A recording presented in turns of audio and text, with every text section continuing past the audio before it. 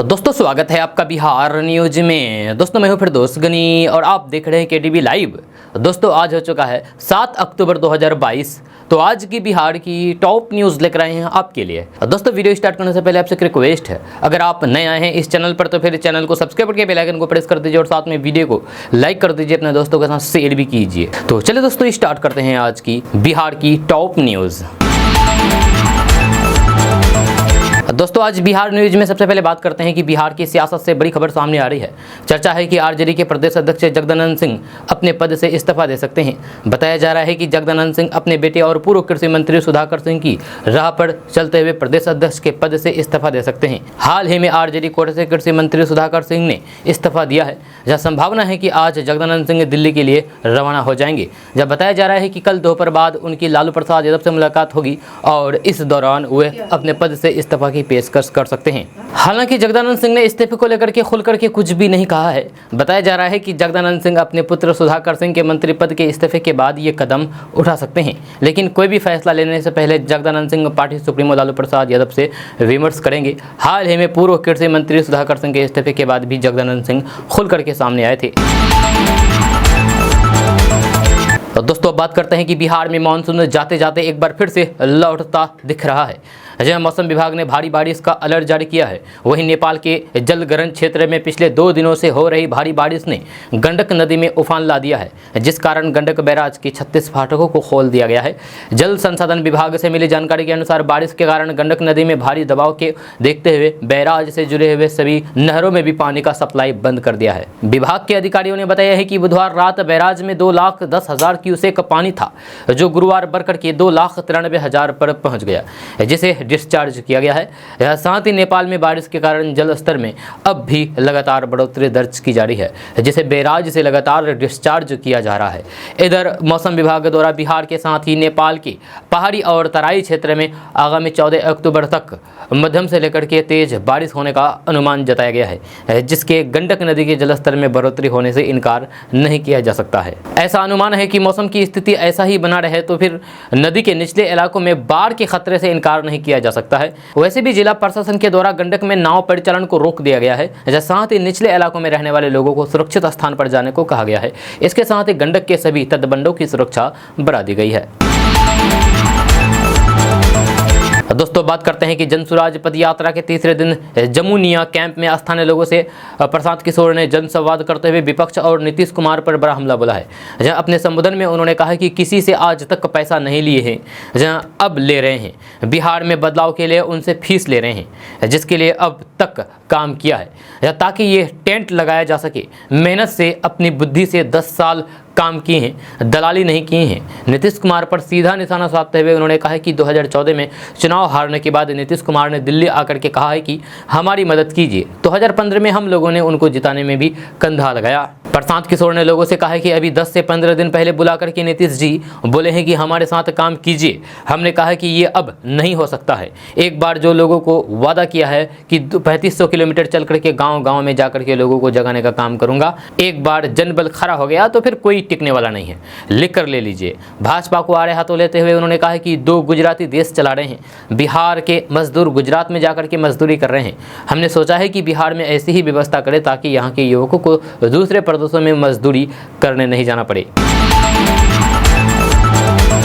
दोस्तों बात करते हैं कि बिहार में सत्तारूढ़ महागठबंधन में दरार की खबरों की चर्चा जोरों पर है। महागठबंधन की छोटे दलों ने बुधवार को संगठन के 2 सबसे बड़े दल जदयू और आरजेडी के बीच कथित दरार के बीच एक समन्वय समिति के जल्द गठन की मांग की है। महागठबंधन के दरार की खबरों को तब बल मिला जब आरजेडी के राज्य प्रमुख जगदानंद सिंह ने कहा कि डिप्टी सीएम तेजस्वी यादव अगले साल अपने बॉस नीतीश कुमार और उनके बेटे की जगह लेंगे। मुख्यमंत्री पद को लेकर के तेजस्वी यादव ने अपना रुख साफ करते हुए कहा कि वे शीर्ष पद यानी कि मुख्यमंत्री पद को लेकर के किसी जल्दबाजी में नहीं है। बहरहाल छोटे सहयोगियों विशेष रूप से वाम दलों को लगता है कि ये उचित समय है कि एक समन्वय समिति बनाई जाए, जिसकी अनुपस्थिति को अक्सर राज्य में यानी कि बिहार में एनडीए के विघटन के लिए जिम्मेदार ठहराया जाता है। सीपीआई एमएल के विधायक दल के नेता महबूब आलम ने कहा है कि हमने सुधाकर सिंह के इस्तीफे के तुरंत बाद डिप्टी सीएम से एक समन्वय समिति के गठन की मांग के साथ मुलाकात की है। हमें लगा है कि सरकार ठीक चल रही है और सुधाकर सिंह के व्यवहार जैसे उदाहरणों का प्रतिकूल प्रभाव पड़ रहा है। दोस्तों बात करते हैं कि राष्ट्रीय जनता दल की सुप्रीमो लालू प्रसाद यादव ने एक बार फिर से आरएसएस प्रमुख मोहन भागवत को निशाने पर लिया है। जहां विजयदशमी के दिन आरजेडी सुप्रीमो लालू प्रसाद यादव ने मोहन भागवत की एक बयान को आधार बनाते हुए हमला बोला है। लालू प्रसाद यादव ने ट्वीट करते हुए लिखा है कि जब जब आरएसएस और बीजेपी अपनी ही बेफजूल की बातों में फंसती है तो फिर नफरत फैलाने वाले सज्जन बिना मांगे ज्ञान बांटने लगता है। लालू प्रसाद यादव ने इशारों में ही पीएम मोदी पर भी तंज कसा है। विजयदशमी के मौके पर राष्ट्रीय स्वयंसेवक संघ यानी कि आरएसएस प्रमुख मोहन भागवत ने नागपुर में बुधवार को कहा कि रोजगार मतलब नौकरी और नौकरी के पीछे ही भागोगे, वो भी सरकारी। अगर ऐसे सब भागेंगे तो फिर नौकरी कितनी दी जा सकती है। अपने भाषण के दौरान उन्होंने कहा कि किसी भी समाज में ज़्यादा से ज़्यादा 10, 20, 30% ही नौकरी होती है, बाकी सबको अपना काम करना पड़ता है। अपने भाषण में उन्होंने कहा कि नौकरी के पीछे सब भागेगा तो फिर कहाँ से होगा, सरकारी हो या फिर घर के करीब हो तो और अच्छा। भागवत ने कहा है कि सबको नौकरी कहां से मिलेगी जब बिजनेस की तरफ जाना पड़ेगा। सरकार स्टार्टअप को बढ़ावा दे रही है। दोस्तों बात करते हैं कि मेदांता अस्पताल में भर्ती समाजवादी पार्टी के संस्थापक और संरक्षक मुलायम सिंह यादव की किडनी फेल हो गई है और उन्हें अब कंटिन्यूअसली रिनल थेरेपी पर रखा गया है। उनके शरीर में क्रिएटिनिन लेवल बार बार अनियंत्रित हो रहा है। ऐसे में सामान्य डायलिसिस के बजाय उन्हें एडवांस यानी कि CRRT थेरेपी सपोर्ट पर रखा गया है। यह डॉक्टर्स का कहना है कि यह थेरेपी किडनी खराब होने पर सामान्य डायलिसिस के इलाज से बेहतर होती है। डॉक्टर्स ने बताया है कि मरीज के शॉक में होने पर डायलिसिस की बजाय CRRT मशीन का इस्तेमाल बेहतर रहता है, जो काफी एडवांस टेक्नोलॉजी है। दोस्तों बात करते हैं कि अपने रंगीन मिजाज के लिए मशहूर बरहरिया के पूर्व जेडीयू के विधायक श्याम बहादुर सिंह एक बार फिर से सुर्खियों में आ गए हैं। जहां पूर्व जेडीयू विधायक का एक वीडियो सोशल मीडिया पर तेजी के साथ वायरल हो रहा है, जिसमें वे बार डांसर के साथ ठुमके लगाते नजर आ रहे हैं। बताया जा रहा है कि दुर्गा पूजा के मौके पर आयोजित कार्यक्रम में शामिल होने पहुंचे पूर्व विधायक श्याम बहादुर सिंह डांसर को नाचते देख करके खुद को रोक नहीं पाए और स्टेज पर पहुंच करके उनके साथ जम करके ठुमके लगाए। वायरल वीडियो में साफ तौर पर देखा जा सकता है कि पूर्व जेडीयू एमएलसी कैसे डांसर के साथ कुर्ता उठा करके ठुमके लगा रहे हैं, जब मंच पर मौजूद एक शख्स उन्हें बार बार बैठाने की कोशिश कर रहा था, लेकिन वे मानने को तैयार नहीं थे। इसी दौरान वहां मौजूद किसी शख्स ने पूर्व विधायक का वीडियो बना करके सोशल मीडिया पर शेयर कर दिया है, जो तेजी के साथ वायरल हो रहा है। जानकारी के मुताबिक वीडियो 3 दिन पहले का है, जब दुर्गा पूजा की सप्तमी के मौके पर तरवाड़ा थाना क्षेत्र के सकरा बाजार में पूजा समिति की ओर से कार्यक्रम आयोजित किया गया था, जब बरहरिया के पूर्व जदयू विधायक श्याम बहादुर सिंह कार्यक्रम में मुख्य अतिथि के तौर पर शामिल होने के लिए पहुंचे थे। इसी दौरान माहौल जमता देख करके वे खुद को रोक नहीं पाए और स्टेज पर जाकर के डांसरों के साथ अश्लील डांस करने लगे। तो दोस्तों बात करते हैं कि बिहार के पश्चिमी चंपारण के बगहा इलाके में बीते शाम एक आदमखोर बाघ शिकार की खोज में रिहायशी इलाके पहुंच गई। जब देर शाम बाघ ने एक 12 वर्षीय लड़की पर हमला कर दिया, जबड़े में लेकर के उसे जंगल की ओर भागने लगा। जब लड़की के चिल्लाने के बाद जगह लोगों ने शोर किया और बाद में बाघ उस लड़की को छोड़ करके भाग गया। हालांकि तब तक लड़की लौलुहान हो चुकी थी। जब भागते हुए उनके परिवार वालों ने अस्पताल में भर्ती कराया, लेकिन तब तक बच्ची की जान जा चुकी थी। इस इलाके में यह पहली घटना नहीं है। ये क्षेत्र जंगल के काफ़ी नज़दीक होने के बाद ऐसा कई बार देखा गया है कि जंगली पशु शिकार की तलाश में रिहायशी इलाके की ओर आ जाते हैं और पालतू पशुओं का शिकार हो जाता है। कभी कभी वह आदमियों पर भी हमला कर देता है। हालांकि इस घटना के बाद वन विभाग के लोग उस आदमखोर बाघ की तलाश कर रहे हैं। जहां बाघ को पकड़ने के लिए 400 से ज़्यादा कर्मचारी अलग अलग इलाकों में नज़र बनाए हुए हैं, लेकिन अब तक उस बाघ का कोई भी अता पता नहीं चल पाया है। वहीं स्थानीय लोगों ने इसको लेकर के दहशत का माहौल है। दोस्तों बात करते हैं कि भारत के प्रसिद्ध उद्योगपति मुकेश अंबानी को धमकी देने वाला एक शख्स को गिरफ्तार किया गया है। ये गिरफ्तारी बिहार के दरभंगा जिले की मनीगाछी थाना क्षेत्र से हुई है। राकेश कुमार मिश्रा को मुंबई पुलिस ने दरभंगा पुलिस की मदद से गिरफ्तार किया है। गिरफ्तार युवक को मुंबई पुलिस अपने साथ लेकर के निकल गई, जहाँ पूछताछ होगी। दरभंगा के SSP अवकाश कुमार ने इसकी पुष्टि करते हुए बताया है कि युवक का नाम राकेश कुमार मिश्रा है और वह पहली नज़र में देखने से मानसिक रूप से बीमार भी लगता है। मुंबई पुलिस गिरफ्तार करके उसे अपने साथ ले गई है। आगे की कार्रवाई मुंबई पुलिस को ही करना पड़ा है। बताया जा रहा है कि मनीगाछी के ब्रह्मपुर गांव निवासी सुनील कुमार मिश्रा के पुत्र राकेश कुमार मिश्रा को मुंबई पुलिस ने बुधवार को गिरफ्तार किया है। आपको बता दें कि एक अज्ञात व्यक्ति ने बुधवार को सर HN रिलायंस फाउंडेशन अस्पताल को फोन किया और अस्पताल को उड़ाने की धमकी दी। जी हाँ, फोन करने वालों ने मुकेश अंबानी और फिर उनके परिवार को धमकी दी थी। दोस्तों बात करते हैं कि बिहार के उप मुख्यमंत्री तेजस्वी यादव आज गुरुग्राम के मेंदता अस्पताल में भर्ती यूपी के पूर्व सीएम मुलायम सिंह यादव का हाल चाल जानने के लिए गए थे। इस दौरान उन्होंने कहा कि मुलायम सिंह यादव के स्वास्थ्य में कुछ सुधार है। तेजस्वी यादव ने कहा कि लालू प्रसाद यादव जी कल अस्पताल गए थे जब मुलायम सिंह जी की तबीयत में थोड़ा सा सुधार है। वहाँ अखिलेश यादव से मुलाकात हुई और नेताजी की तबीयत के बारे में बातचीत हुई। वहीं समाजवादी पार्टी के नेता मुलायम सिंह यादव के स्वास्थ्य पर आरजेडी के राष्ट्रीय अध्यक्ष लालू प्रसाद यादव ने कहा कि नेताजी के स्वास्थ्य में सुधार हो रहा है। हम लोगों ने इस से प्रार्थना की है कि वे जल्द निरोग हो जाएं। दोस्तों बात करते हैं कि बिहार में महागठबंधन की सरकार बनने के बाद आरजेडी कोटे से मंत्री बने राष्ट्रीय जनता दल के प्रदेश अध्यक्ष जगदानंद सिंह के बेटे सुधाकर सिंह को अपने बयानों के कारण 2 महीने के भीतर ही अपने पद से इस्तीफा दे देना पड़ा। अब सरकार ने सुधाकर सिंह की जगह पर आरजेडी कोटे से पर्यटन मंत्री बने कुमार सर्वजित को कृषि मंत्री बनाया है। यह कृषि मंत्री बनने के बाद कुमार सर्वजित ने आज अपना पदभार ग्रहण किया है। यह पदभार ग्रहण करने के बाद कृषि मंत्री कुमार सर्वजित ने पूर्व मंत्री सुधाकर सिंह के कार्यों पर सवाल उठाया है। इस दौरान उन्होंने मीडिया कर्मियों से सरकार के खिलाफ खबर चलाने का आरोप लगाया है। कृषि मंत्री कुमार सर्वजित ने पूर्व मंत्री सुधाकर सिंह के आरोपों से पल्ला झाड़ते हुए कहा है कि अगर कृषि विभाग में कोई गड़बड़ी हुई है तो फिर उसकी समीक्षा करने के बाद कार्रवाई की जाएगी। इस दौरान उन्होंने मीडिया कर्मियों पर ही नकारात्मक खबरें चलाने का आरोप कर दिया है और पॉजिटिव खबरें दिखाने की नसीहत दे डाली है। उन्होंने कहा है कि जो पत्रकार बिहार में जन्मे हैं, सरकार की पॉजिटिव खबरों को दिखाना उनकी जिम्मेदारी है। इस दौरान वे लगातार सुधाकर सिंह के आरोपों से बचते हुए रहे। दोस्तों बात करते हैं कि कई लोगों का सपना होता है कि वे विदेश में जाकर के नौकरी करें। जब बिहार राज्य के कई युवा भी विदेश में नौकरी पाने की तो लालसा रखते हैं, लेकिन क्या आप जानते हैं कि दूसरे देश जाने के लिए अन्य प्रमाण पत्रों की तरह मेडिकल फिटनेस सर्टिफिकेट भी बेहद ज़रूरी होता है।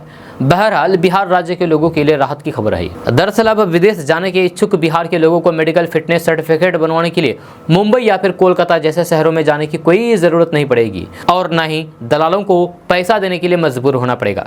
दरअसल अब अन्य राज्यों में जाने की मजबूरी खत्म करते हुए पटना में ही ये सुविधा शुरू कर दी गई है। यानी कि अब आपको मुंबई, दिल्ली, कोलकाता में मेडिकल करने के लिए जाने की कोई ज़रूरत नहीं होगी। अब आप पटना में ही अपना मेडिकल करा सकते हैं विदेश जाने के लिए। ये बहुत ही खुशखबरी बड़ी खबर सामने आई है आपके लिए। आपको बता दूं कि विदेश मंत्रालय के पटना में स्थित बिहार झारखंड इमिग्रेट्स कार्यालय के सहयोग से अब पटना की 8 लैब की जांच रिपोर्ट को मान्यता दे दी गई है।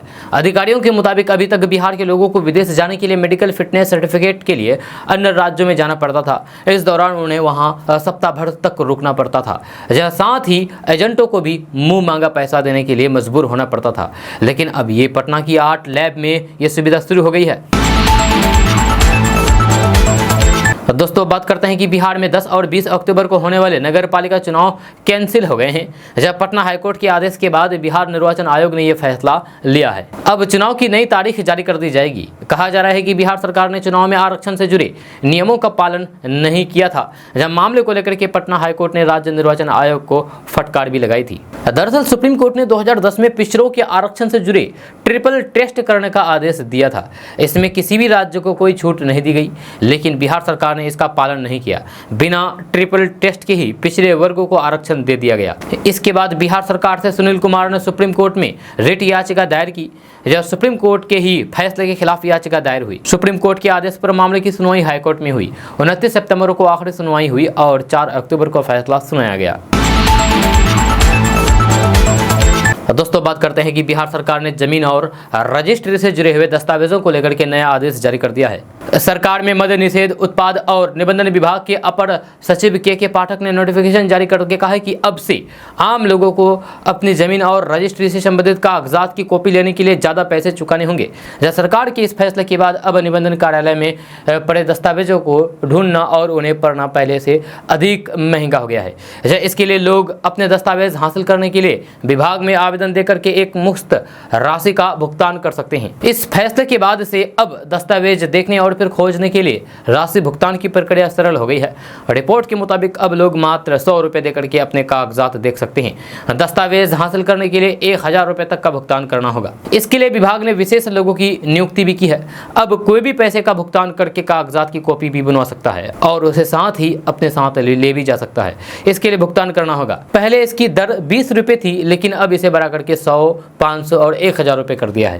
कागजात देखने के लिए 100 रुपये, खोजवाने के लिए 1000 रुपये और कॉपी के लिए 500 रुपये देने होंगे। आपको बता दें कि लोगों को अब अपने निबंधन यानी कि रजिस्ट्री से जुड़े हुए संबंधित किसी भी कागजात को हासिल करने में कोई भी परेशानी नहीं होगी। वहीं विभाग की आमदनी भी बढ़ेगी। दोस्तों बात करते हैं कि बिहार में खेती करने वाले किसानों के लिए अच्छी खबर सामने आ रही है। ताजा रिपोर्ट के मुताबिक बिहार के पटना, बक्सर और नालंदा समेत 38 जिलों के किसानों को सीड्स प्रोसेसिंग यूनिट लगाने पर सरकार के द्वारा 25% की सब्सिडी दी जा रही है। इसके लिए बिहार के किसान ऑनलाइन के द्वारा आवेदन कर सकते हैं और सरकार की इस योजना का लाभ उठा सकते हैं। खबर के अनुसार किसानों को बढ़िया क्वालिटी के बीज उपलब्ध कराने के लिए सरकार बिहार कृषि निवेश नीति योजना के तहत बीजों की प्रोसेसिंग यूनिट लगाने पर सब्सिडी दे रही है। आप चाहे तो फिर प्रोसेसिंग यूनिट लगा करके खूब पैसा कमा सकते हैं। आपको बता दूं कि अगर आप बिहार के किसान हैं तो फिर इस योजना के लिए आपको 15% की सब्सिडी दी जाएगी। वहीं अगर आप किसी किसान उत्पादन संगठन से जुड़े हुए हैं तो फिर आपको कुल लागत का 25% सब्सिडी के तौर पर दी जाएगी। अगर आप सीड्स प्रोसेसिंग यूनिट लगाना चाहते हैं तो फिर आप बिहार सरकार के कृषि विज्ञान निदेशालय की वेबसाइट, अधिकारी की वेबसाइट www.horticulture.bihar.gov.in पर जाकर के ऑनलाइन के द्वारा आवेदन की प्रक्रिया को पूरा कर सकते हैं। तो दोस्तों बात करते हैं कि बिहार के नए कृषि मंत्री सर्वजित कुमार अपना पदभार ग्रहण करते फॉर्म में हैं। उन्होंने किसानों के लिए 100 करोड़ का डीजल अनुदान देने की घोषणा कर दी है। यह चार्ज लेने के साथ ही कृषि मंत्री ने कहा कि बिहार के किसानों की सेवा उनका दायित्व है। किसानों को जो नुकसान हुआ है उसकी भरपाई के लिए ज़्यादा से ज़्यादा योग्य किसानों तक डीजल अनुदान पहुंचाया जाएगा। दूसरी तरफ कृषि मंत्री ने बेरोजगारों के लिए भी खुश कर देने वाली घोषणा की है। उन्होंने कहा है कि जल्द ही विभाग में बहाली शुरू होगी। फिलहाल 9000 नई नौकरियां देने की घोषणा मंत्री ने की है। उन्होंने कहा है कि कृषि विभाग को हैंड की आवश्यकता है, इसके लिए युवाओं को काम करने का अवसर दिया जाएगा। युवा किसानों की सेवा करने के साथ साथ अपना कैरियर भी संवारेंगे। कृषि मंत्री सुधाकर सिंह के इस्तीफे के बाद सर्वजित कुमार को इस विभाग की जिम्मेदारी दे दी गई है। जब सुधाकर सिंह को लेकर के पूछे गए सवाल पर कृषि मंत्री ने कहा कि पुराने विवाद से उनका कोई लेना देना नहीं है। पूर्व मंत्री से उन्हें किसी तरह का कोई विवाद नहीं है। नए सिरे से कृषि मंत्रालय का संचालन करेंगे और किसानों को बेहतर सेवा देने की कोशिश करेंगे। पूर्व मंत्री सुधाकर सिंह के आरोपों से पल्ला झाड़ते हुए कहा कि अगर कृषि विभाग में कोई गड़बड़ी हुई है तो फिर उसकी समीक्षा करने के बाद कार्रवाई की जाएगी। दोस्तों बात करते हैं कि बिहार के पूर्वी चंपारण जिला में शादीशुदा महिला से इश्क लड़ाना आर्मी के जवान को महंगा पड़ गया। जिले के हरसिद्ध थाना क्षेत्र में स्थित प्रेमिका के घर में पकड़े गए सैनिक की ग्रामीणों ने मंदिर में जबरन शादी करा दी। हालांकि मंदिर में शादी के दौरान खूब ड्रामा हुआ। प्रेमी युगल पर लप्पड़ झप्पड़ भी चले। शादी के बाद लड़की के घर प्रेमी युगल को ग्रामीणों ने पहुंचा दिया, लेकिन सुबह में जब घर वाले जगे तो फिर लड़का घर से फरार था। जब प्रेमी युगल की जबरन कराई गई शादी का वीडियो सोशल मीडिया पर तेजी के साथ वायरल हो रहा है। वीडियो वायरल होने के बाद पुलिस को मामले की जानकारी हुई। जब मामला हरसिद्धि थाना क्षेत्र की मनिकपुर सरैया की तत्वा टोली की है। दोस्तों 1 लाख कैलेंडर साल का प्रश्न मिलते ही सेकंडों में जवाब देने पर वैशाली जिले के देसरी प्रखंड क्षेत्र के गाजीपुर के अभय कुमार ने इंडिया बुक ऑफ रिकॉर्ड में अपना नाम दर्ज कराया है। अभय कुमार गाजीपुर निवासी शिक्षक सहेंद्र पासवान के पुत्र हैं। अभय कुमार को गूगल से ज्यादा वर्षों के कैलेंडर याद रखने पर बुक ऑफ रिकॉर्ड के मुख्य संपादक डॉक्टर विश्वरूप राय चौधरी ने इंडिया बुक ऑफ रिकॉर्ड में नवाजा है। यह अभय ने 4 मिनट में 23 विभिन्न तिथियों के प्रश्न का जवाब दिया है। मानसिक गणना के तहत उसने ये खिताब हासिल किया है। इसके लिए उसे ऑनलाइन कई चरणों में टेस्ट से गुजरना पड़ा। इस संबंध में अभय से बातचीत करते हुए उन्होंने बताया है कि जहां गूगल एक बार में 10,000 सालों तक का कैलेंडर दिवस ही बता पाता है, वहीं अभय ने 1 करोड़ कैलेंडर वर्षा का दावा Guinness book of world record में के लिए पेश किया था। इंडिया बुक ऑफ रिकॉर्ड बनाने के बाद अभय ने अपना दावा Asia book of record, Limca book of record और Guinness book of world record के लिए पेश किया है। दोस्तों बात करते हैं कि भारतीय कृषि अनुसंधान परिषद की परीक्षा में बेगूसराय के छात्र रोहित रंजन ने 99.96% अंक हासिल किए हैं। उन्होंने बिहार की राजधानी पटना में रहकर के ICMR परीक्षा की तैयारी की थी। वहीं रोहित रंजन के माता पिता का सपना है कि उनका बेटा आगे चलकर के कृषि वैज्ञानिक बने। हालांकि रोहित के दादा डॉक्टर अवधेश कुमार सिंह कृषि क्षेत्र से ही जुड़े हुए थे और वे कृषि वैज्ञानिक के पद से रिटायर हुए हैं। इसके अलावा रोहित रंजन के पिता भी इस क्षेत्र से जुड़े हुए हैं। इस वजह से वे बचपन बचपन से इस ओर आकर्षित हो गए हैं और कृषि वैज्ञानिक बनने की पढ़ाई करने लगे। वहीं रोहित ने कहा है कि ICMR की परीक्षा में बेहतर अंक मिलने से वे खुश हैं। यह साथ ही बताया है कि अपने दादा और पिता की वजह से वे इस ओर आकर्षित हुए हैं। उन्होंने मैट्रिक और इंटर की पढ़ाई पूरी करने के बाद कृषि वैज्ञानिकों का लक्ष्य मान करके तैयारी की थी। दोस्तों बात करते हैं कि बिहार में निकाय चुनाव पर हाईकोर्ट के रोक के बाद बिहार में JDU और BJP आमने सामने आ गए हैं। यह दोनों दल खुद को अति पिछड़ों का सबसे बड़ा हितैषी करार दे रहे हैं। JDU ने जहां BJP पर अति पिछड़ा विरोधी होने का आरोप लगा रहे हैं, तो फिर वहीं BJP निकाय चुनाव के रद्द होने के लिए मुख्यमंत्री नीतीश कुमार को सीधे तौर पर जिम्मेदार बता रही है। भारतीय जनता पार्टी ने कहा है कि नीतीश कुमार की जिद के कारण निकाय चुनाव नहीं हो सका है। आज इसके खिलाफ BJP ने बिहार के सभी जिला मुख्यालयों में CM नीतीश कुमार का पुतला दहन किया है। पटना के आयकर गोलंबर समेत बिहार के सभी जिला मुख्यालयों में BJP नेताओं और कार्यकर्ताओं ने मुख्यमंत्री नीतीश कुमार पर अति पिछड़ों के साथ धोखाधड़ी करने का आरोप लगाते हुए CM का पुतला फूंका और राज्य सरकार के खिलाफ जमकर के नारेबाजी की। BJP नेताओं का कहना था कि बिहार की नीतीश सरकार अति पिछड़ा समाज के लोगों को धोखा देने का काम किया है। यह अति पिछड़ा समाज के जो उम्मीदवार निकाय चुनाव में उतरे हैं, उनके साथ नीतीश कुमार की आर्थिक और सामाजिक खिलवाड़ करने का काम किया है। नीतीश कुमार की सरकार ने सुप्रीम कोर्ट के आदेश के बावजूद भी आयोग का गठन नहीं किया, जिसके कारण यह परिस्थिति उत्पन्न हुई। दोस्तों बात करते हैं कि कभी दिल्ली की सड़कों पर रिक्शा खींचने वाला लड़का आज 2 कंपनियां खड़ी कर चुका है।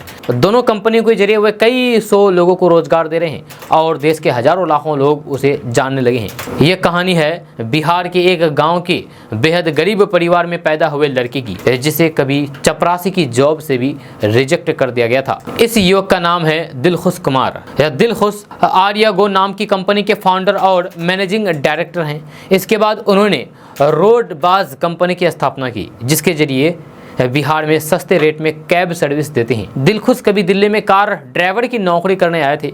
उनके पिता बिहार के सहरसा जिले के बस ड्राइवर थे और नहीं चाहते थे कि बेटा ड्राइवर बने, लेकिन बेटे ने उनसे जिद करके ड्राइविंग सीख ली थी। इससे पहले दिलखुश ने पटना में चपरासी की नौकरी के लिए इंटरव्यू दिया था, लेकिन रिजेक्ट हो गए थे।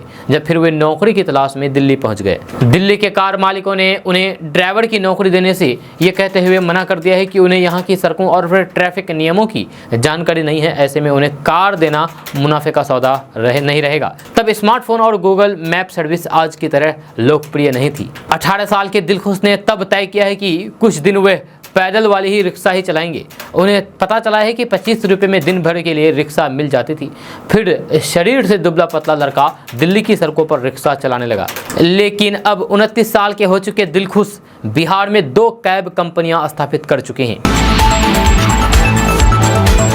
दोस्तों बात करते हैं कि बेतिया में जन सुराज पद यात्रा के चौथे दिन प्रशांत किशोर ने आशा जीविका से जुड़ी हुई महिलाओं से मुलाकात की, उनकी समस्याओं को समझने का प्रयास किया। इस दौरान प्रशांत किशोर का CM नीतीश कुमार पर हमला जारी रहा। उन्होंने कहा कि बिहार के लोगों से जो वादा किया है उसे पूरा करना है। प्रशांत किशोर ने कहा कि कुछ दिन पहले नीतीश कुमार ने अपने घर बुलाया था। उन्होंने कहा कि आप तो हमारे उत्तराधिकारी हैं, ये सब क्यों कर रहे हैं, आइए हमारे साथ हमारे पार्टी के नेता बन जाइए। प्रशांत किशोर ने कहा कि जनता से एक बार जो वादा कर दिए उससे पीछे नहीं हटेंगे। प्रशांत किशोर ने दावा किया है कि मैं नीतीश कुमार से मिलने के लिए इसीलिए गया था ताकि उन्हें ये बता सकूं कि कितनी भी बड़ा प्रलोभन देंगे, लेकिन मैंने जनता से एक बार जो वादा कर दिया उससे पीछे नहीं हटूंगा। उत्तराधिकारी बनाए या फिर कुर्सी खाली करे, इससे कोई मतलब नहीं है। आपको बता दें कि प्रशांत किशोर बिहार में 3500 किलोमीटर लंबी पद यात्रा निकाल रहे हैं। उनके बयान पर RJD की प्रतिक्रिया देते हुए कहा कि अपना राजनीतिक चेहरा चमकाने के लिए प्रशांत किशोर इस तरीके की बयानबाजी कर रहे हैं।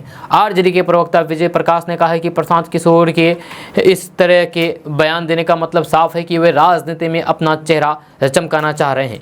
जहां उनके नीतीश जी के बीच में क्या बातचीत हुई वे केवल वही 2 लोग जानते होंगे। दोस्तों बात करते हैं कि बिहार में दशहरा के मौके पर ऑर्केस्ट्रा के दौरान कई जगहों पर मारपीट की घटना सामने आई है, जहां अश्लील गानों के दौरान लाठी डंडों से मारपीट हुई है। ऐसे में एक मामला बिहार के सहरसा में भी देखने को मिला है, जहां ऑर्केस्ट्रा में कुछ लोगों ने एक दूसरे के ऊपर जम करके लाठियां डंडे चलाए। जहां सौर बाजार थाना क्षेत्र के करैया वार्ड नंबर 2 में ऑर्केस्ट्रा के दौरान अश्लील गाने पर लोगों ने जम करके बवाल काट दिया, एक दूसरे के ऊपर लाठी डंडा चलाने लगे।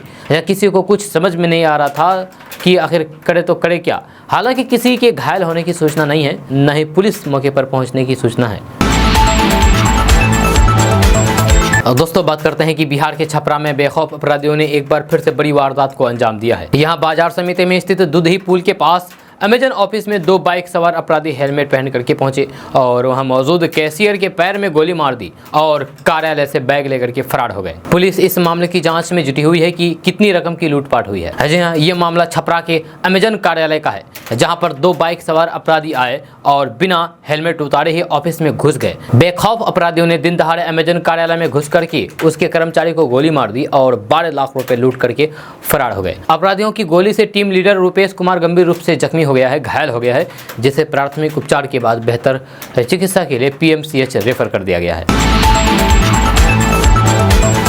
दोस्तों बात करते हैं कि पूर्व उप मुख्यमंत्री एवं राज्यसभा सदस्य सुशील कुमार मोदी ने कहा है कि निकाय चुनाव पर रोक के बाद मुख्यमंत्री नीतीश कुमार अपनी गलतियां छिपाने के लिए सुप्रीम कोर्ट जाकर के समय बर्बाद न करें। उन्हें इस मुद्दे पर एजी और राज्य निर्वाचन आयोग के पत्र सार्वजनिक करने चाहिए। सुशील कुमार मोदी ने कहा है कि सुप्रीम कोर्ट के आदेश की अवहेलना करके निकाय चुनाव कराने की नीतीश कुमार की जिद के कारण चुनाव पर रोक लगी और अति पिछड़ों का 2 साल बर्बाद हुआ। उम्मीदवारों के करोड़ों रुपए भी डूब गए। उन्होंने कहा है कि क्या सरकार इस नुकसान की भरपाई करेगी। उन्होंने कहा है कि पिछड़ों को ट्रिपल टेस्ट के आधार पर आरक्षण देने के बाद ही निकाय चुनाव कराने का सुप्रीम कोर्ट का आदेश केवल महाराष्ट्र और मध्य प्रदेश के लिए नहीं बल्कि बिहार सहित पूरे देश के लिए लागू होता है। तो दोस्तों साथ जीने मरने की कस्में खा करके एक प्रेमी जोड़ा ने जमुई अदालत में शादी कर ली। यह दोनों खगड़िया के रहने वाले हैं। दोनों के घर वालों ने इस प्रेम को स्वीकार नहीं किया है। इस कारण प्रेमी प्रेमिका ने भाग करके शादी करने का फैसला किया है। जानकारी के अनुसार प्रेमी प्रेमिका खगड़िया से फरार होकर के जमुई पहुंच गए। वहां कोर्ट में दोनों ने एक दूसरे के साथ रहने का फैसला करते हुए शादी रचा ली। अदालत में दोनों एक साथ हाथ पकड़े खड़े थे। जहाँ कह रहे थे कि दोनों बालिग है, घर वाले शादी के लिए तैयार नहीं है। इसके बाद दोनों ने शादी करने का फैसला किया। प्रेमी प्रेमिका ने कहा है कि पहले तो हम दोनों ने अपने अपने घर वालों को काफी समझाया, परंतु घर वाले तैयार नहीं हुए, नहीं माने। इसके बाद अदालत में दोनों की शादी हुई। अदालती शादी के बाद प्रेमी जोड़े पत्नेश्वर धाम पहुंच गए और वहां भी हिंदू रीति रिवाज के साथ मंदिर में शादी रचा ली। दोनों मंगलवार को दिल्ली के लिए रवाना हो गए। प्रेमी जोड़े खगड़िया जिले के बलहा गांव के रहने वाले हैं। जब बिहार के खगड़िया जिले के बलहा गांव के रहने वाले हैं। बताया जाता है कि सोनू कुमार और मीनाक्षी कुमारी के बीच कई सालों से प्रेम प्रसंग चल रहा था। इसकी जानकारी दोनों के परिवार वालों को हो गई थी। परिवार वाले इस शादी से नाराज थे, जिस वजह से दोनों घर से भाग करके जमुई पहुंच गए और शादी रचा ली। हालांकि दोनों के फरार होने की जानकारी खगड़िया पुलिस को भी परिजनों ने दी है। प्रेमी सोनू कुमार ने बताया है कि वे दोनों बालिग है। कई सालों से दोनों एक दूसरे से प्रेम करते हैं, जिसे परिवार वाले नहीं चाहते थे, जिस वजह से दोनों ने भाग करके अपनी मर्जी से शादी कर ली। दोस्तों बात करते हैं कि बिहार में तेल कंपनियों ने तेल के रेट आज जारी कर दिए हैं, यानी कि पेट्रोल डीजल। अच्छा, कई जिलों में आज पेट्रोल और डीजल के दाम घटाए गए हैं, तो फिर वहीं कई जिलों में दाम बढ़ा दिए गए हैं। आज बिहार के 18 जिलों में पेट्रोल डीजल महंगा हो गया है। दूसरी ओर 17 जिलों में तेल के दाम में गिरावट आई है। राजधानी पटना समेत अररिया, बक्सर, दरभंगा, गोपालगंज, खगड़िया, कटिहार, पूर्णिया, नालंदा, मधुबनी, मुंगेर, कैमूर जिलों में तेल के दाम घटा दिए गए हैं। दूसरी ओर मुजफ्फरपुर, भागलपुर, बेगूसराय, गया, भोजपुर, लखीसराय जिलों में तेल आज महंगा हो गया है। जी हाँ, इस बीच 4 जिलों में तेल के दाम कल के स्तर पर स्थिर है। यहाँ बिहार में बांका, नवादा, शेखपुरा और सुपौल जिलों में तेल के दाम में कोई भी बदलाव नहीं किया गया है। राजधानी पटना में पेट्रोल में 26 पैसे और डीजल में 24 पैसे प्रति लीटर की गिरावट आई है। मुजफ्फरपुर में पेट्रोल में 24 पैसे और डीजल में 23 पैसे प्रति लीटर की बढ़त हुई है। दोस्तों बात करते हैं कि मूर्ति विसर्जन के दौरान पटना सिटी में एक बड़ा हादसा सामने आया है, जिसमें मूर्ति विसर्जन के दौरान 3 युवकों की गंगा में डूबने से जान चली गई है। इससे आसपास में कोहराम मच गया है। मामला नदी थाना क्षेत्र के सबलपुर घाट का है। मिली जानकारी के मुताबिक सबलपुर घाट पर नंदलाल छपरा से मूर्ति विसर्जन के लिए करीब 30 से 40 लोग एक साथ चले थे और नदी थाना क्षेत्र के सबलपुर घाट पर मूर्ति विसर्जन करने के लिए गाड़ियों के साथ पहुंचे थे। लेकिन जैसे ही मूर्तियों को लेकर के सभी लोग गंगा की गहराई में उतरे, ठीक वहीं पर 3 युवक गंगा की गहराई में डूब गए। इसके बाद उनकी घटनास्थल पर ही जान चली गई। आनंद फानन में नदी थाना को इसकी सूचना दी गई। इसके बाद थाना की पुलिस ने स्थानीय मछुआरों की सहायता से उन तीनों शवों को खोज निकाला, जिसके बाद मृत युवकों के शव को परिवार वालों के हवाले कर दिया गया। फिलहाल पुलिस घटनास्थल पर अभी भी मौजूद है। दोस्तों बात करते हैं कि कांग्रेस की भारत जोड़ो यात्रा इस समय कर्नाटक में है। जहाँ कर्नाटक में यात्रा को जयराम रमेश ने कुछ यूं बयां करते हुए कहा है कि आप देख सकते हैं कि बीजेपी शासित राज्यों में कांग्रेस के लिए कितना उत्साह है। ये 2024 में बीजेपी के लिए किस तरह के नतीजे होंगे उसका उदाहरण है। अब सवाल यह है कि जयराम रमेश के इस बयान के पीछे की वजह आखिर है क्या। आपको बता दूं कि कांग्रेस के अंतरिम अध्यक्ष सोनिया गांधी भी इस यात्रा में शामिल है और कांग्रेस ने 2 लाइन के जरिए ये बताने की कोशिश की है कि कांग्रेस के लिए सोनिया गांधी का मतलब क्या है। इस यात्रा की यादगार तस्वीर भी सामने आई है जिसमें राहुल गांधी सोनिया गांधी के जूतों के फीते को बांधते नजर आए और कैप्शन में मां लिखा हुआ है। दोस्तों बात करते हैं कि बिहार में शिक्षा के स्तर में सुधार लाने के लिए बिहार सरकार ने छात्रवृत्ति योजना की शुरुआत की है।